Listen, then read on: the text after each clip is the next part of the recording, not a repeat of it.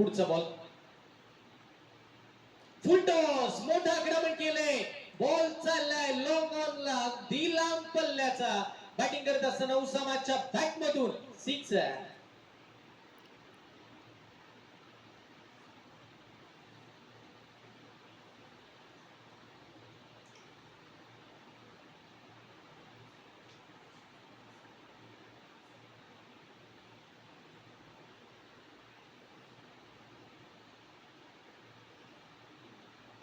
चौथं षटक मात्र मार्गाचे 53 धावा दाखवण्यावरती आहेत आणि इथे मात्र निहाल थोडे महागडे ठरतात. 2 षटकारांच्या ओव्हर मध्ये एक चौकार पाहिला, एक नो बॉल पाहिला, एक सिंगल आणि आता सुद्धा षटकार. वाह, stand and deliver, stand and dispatch, ball out of the park, sixer.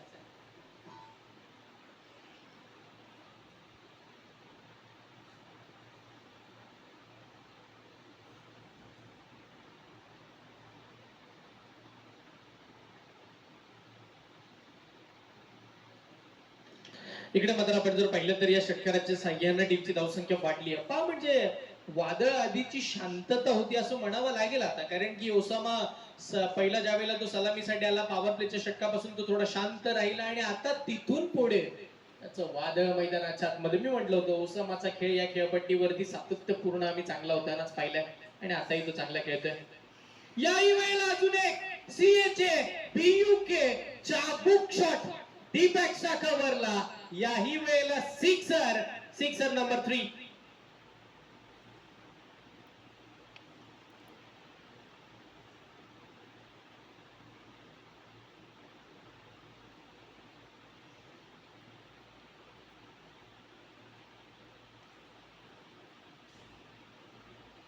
भाई कोंडलीकर साहेब यांच्या वतीनं 500 रुपयाचं कॅश प्राइज, तर